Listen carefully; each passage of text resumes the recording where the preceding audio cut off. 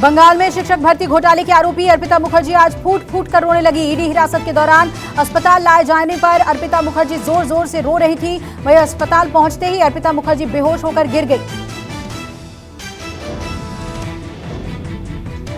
Cash queen Arpita Mukherjee के diamond city flat complex से 4 luxury गाड़ियां गायब हैं। सूत्रों के मुताबिक लग्जरी गाड़ियों में कैश हो सकता है, जिसे छुपाने की कोशिश की जा रही है। ईडी इस पूरे मामले में सीसीटीवी फुटेज खंगाल रही है। बीजेपी से टीएमसी का दामन थामने वाले कृष्णा कल्याणी को ईडी ने नोटिस भेजकर न्यूज चैनल्स में उनकी कंपनी द्वारा विज्ञापन देने के मामले में जानकारी मांगी है। कृष्णा की company Kalyani Solvex private money laundering के मामले में ईडी के रडार पर है।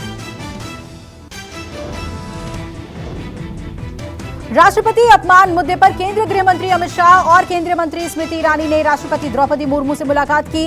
राष्ट्रपति के ट्विटर हैंडल पर तस्वीरें शेयर की गई हैं। वहीं कांग्रेस नेता अधीर रंजन को भी अभी तक राष्ट्रपति से मिलने का समय नहीं दिया गया है।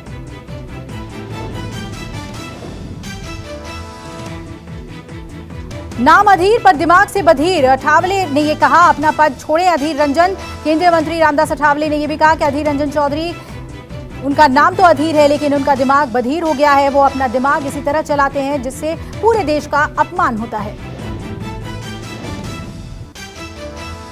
अधीर रंजन का समर्थन करते हुए मल्लिकार्जुन खड़गे ने कहा कि यह सरासर बीजेपी की गलती है। जब अधीर रंजन चौधरी ने माफी मांग ली तो बीजेपी क्यों हंगामा कर रही है। महिला आयोग ने अधीर रंजन चौधरी को तलब किया। 3 अगस्त तक महिला आयोग ने पेश होने को कहा। राष्ट्रीय महिला आयोग से जारी की नोटिस में सोनिया गांधी से कहा गया है कि अधीर रंजन चौधरी के खिलाफ उचित कार्रवाई करें। निलंबित सांसदों का संसद में गांधी प्रतिमा के सामने धरना जारी। धरना देने वालों में टीएमसी के सांसद डोला सेन, आप के संजय सिंह और टीआरएस के रविचंद्र समेत कई सांसद हैं। संसद परिसर में धरने को लेकर संसदीय कार्य मंत्री प्रहलाद जोशी ने विपक्ष पर हमला बोलते हुए कहा कि अहिंसा के साधक गांधी जी की प्रतिमा के नीचे कांग्रेस के नेता धरना देने के नाम पर बैठकर चिकन खा रहे हैं। जनता के मुद्दों पर चर्चा तो दूर, देश की महान विभूतियों का अपमान करना कांग्रेस की आदत बन गई है। अमरावती से निर्दलीय सांसद नवनीत राणा को उमेश कोल्हे मर्डर केस के मामले में उठाने और हिंदू हित में आवाज उठाकर उठाने को लेकर लगातार धमकियां मिल रही हैं। इस मामले में नवनीत को एक गुमनाम खत मिला है जिसमें उन्हें आगाह करने के लिए कहा गया है। स्मृति ईरानी की बेटी पर अवैध बार चलाने का आरोप मामले में दिल्ली हाईकोर्ट ने कांग्रेस नेताओं को नोटिस भेजा। कोर्ट ने स्मृति ईरानी के मानहानि मुकदमे के बाद जयराम रमेश, पवन खेड़ा और नेटा डिसूजा को नोटिस जारी का जवाब मांगा है। वहीं कोर्ट की तरफ से नोटिस जारी कर किए जाने के अलावा 24 घंटे में आपत्तिजनक ट्वीट हटाने के भी निर्देश दिए गए हैं। कोर्ट ने कहा है कि अगर कांग्रेस नेता खुद ट्वीट नहीं हटाते तो सोशल मीडिया प्लेटफॉर्म उन ट्वीट्स को हटाए। स्मृति ईरानी के मानहानि केस को लेकर कांग्रेस नेता जयराम रमेश ने पलटवार किया। आज नोटिस मिलने के बाद जयराम रमेश ने ट्वीट करके कहा कि स्मृति ईरानी द्वारा दायर मामले के औपचारिक जवाब देने के लिए नोटिस जारी किया गया है। हम अदालत के सामने तथ्यों को पेश करने के लिए उत्सुक हैं। हम स्मृति ईरानी द्वारा डाली जा रही दायर मुकदमों को चुनौती देंगे और खारिज करेंगे। बीएसपी प्रमुख मायावती ने 9 राज्यों की समीक्षा बैठक की। बिहार, झारखंड, पश्चिम बंगाल, उड़ीसा में हालात को लेकर बीएसपी पदाधिकारियों के साथ मायावती ने बैठक की। इस समीक्षा बैठक में मायावती ने कहा कि बिहार का पिछड़ापन दूर नहीं, जनता दल दल बदल को बढ़ावा दे रही है और झारखंड, बंगाल में भ्रष्टाचार के आरोप में विपक्ष को प्रभावित किया जा रहा है। ओम प्रकाश राजभर की बीजेपी में आने की अटकलों को डिप्टी सीएम केशव प्रसाद मौर्य ने खारिज किया। केशव मौर्य ने कहा कि बीजेपी में शामिल होने के लिए राजभर ने पार्टी में किसी से संपर्क नहीं किया है। आना होगा तो बात करेंगे।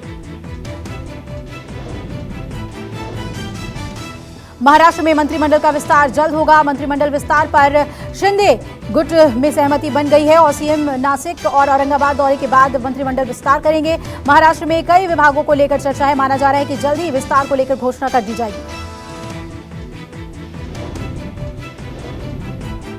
उत्तराखंड के शिवपुरी मार्ग पर भयानक बस हादसा हुआ। ब्रेक फेल होने की वजह से बस अनियंत्रित होकर पलट गई। हादसे में एक महिला की मौत हुई है जबकि 50 लोग घायल हुए हैं।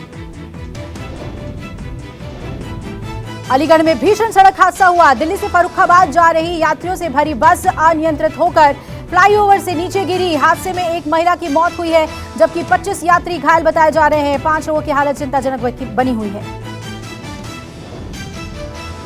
पीएम मोदी ने चेन्नई में अन्ना विश्वविद्यालय के 42वें दीक्षांत समारोह में हिस्सा लिया। इस अवसर पर तमिलनाडु के मुख्यमंत्री एम.के. स्टालिन और राज्यपाल आर.एन. रवि भी मौजूद रहे।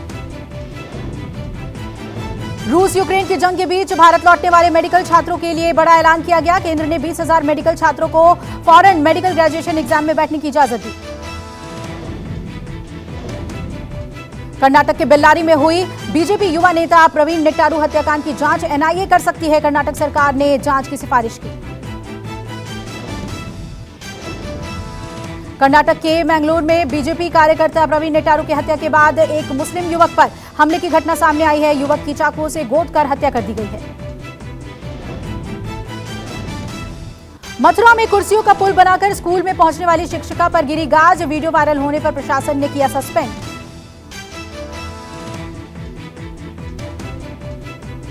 दिल्ली पुलिस की क्राइम ब्रांच को बड़ी सफलता मिली। 100 करोड़ की धोखाधड़ी करने वाले शख्स को किया गिरफ्तार।